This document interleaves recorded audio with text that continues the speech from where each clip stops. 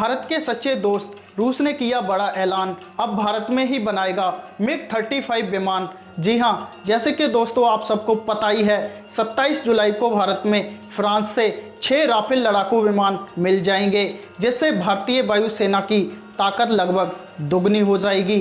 जबकि भारत चीन से चल रही सीमा पर तनातनी के बीच अपनी वायुसेना की ताकत को बढ़ाने के लिए रूस से पहले ही 12 सुखोई 30 MKI और मिग-29 समेत कुल 30 फाइटर प्लेन खरीद रहा है, जिनकी जल्द डिलीवरी होने की भी संभावना है।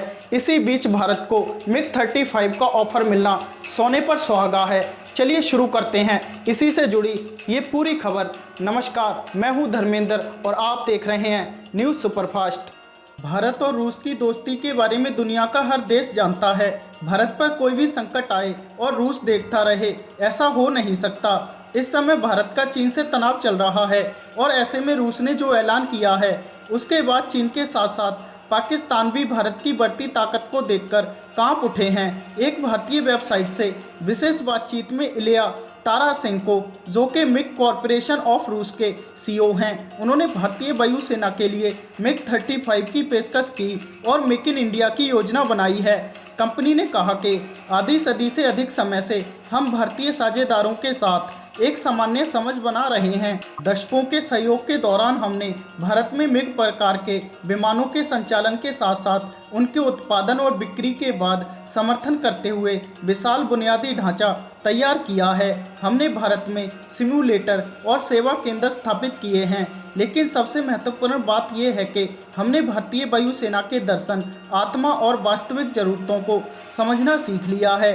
इलिया तारासेंको ने कहा, हम अपने भारतीय औद्योगिक साझेदारों के साथ एक समझौते को अंतिम रूप देने वाले हैं। हम कई तकनीकी मुद्दों के समापन की प्रक्रिया में हैं। हमारे भारतीय साझेदार की सहमति को देखते हुए आधिकारिक तौर पर इस पर हस्ताक्षर करने के बाद इस प्रस्ताव के मापदंडों पर अधिक जानकारी का खुलासा किया जाएगा।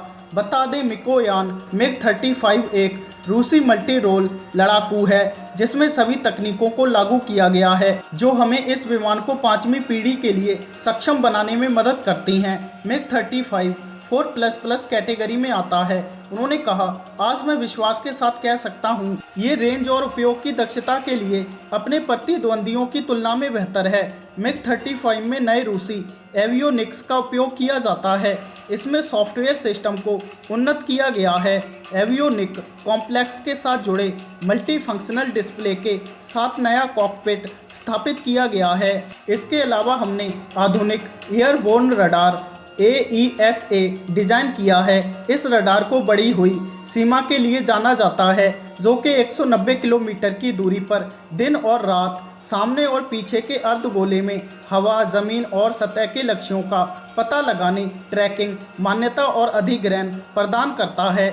ये मैक्सिमम एफिशिएंसी के साथ लड़ाकू कार्यों को करने में सक्षम नए और निर्देशित हवाई हथियारों से लैस होगा। इसके अलावा नए मिग-35 डिजिटल हथियार नियंत्रण प्रणाली भी रूसी या विदेशी डिजाइन के किसी भी भविष्य के हथियारों को एकीकृत करने में सक्षम बनाती है, जो भारतीय उत्पादन के हथियारों को पूरी तरह से इंटरफेस करेंगे। उन्होंने बताया, मिग-35 को विकसित करते समय हमने मिग-29 के एरोडायनेमिक कॉन्फ़िगरेशन का उपयोग किया और ये हमारे डिजाइनरों का समझदार और सफल निर्णय था। जब उनसे पूछा गया, क्या आप मेक इन इंडिया के लिए महत्वपूर्ण तकनीकों को देने के लिए तैयार हैं, तो उन्होंने कहा, बेशक, हम इसके लिए भी तैयार हैं। रूस किसी भी अन्य रक्षा निर्यातक की तरह भागीदार के लिए उत्पाद के साथ साथ टेक्नोलॉजी ट्रांसफ़र के लिए हमेशा तैयार रहा है।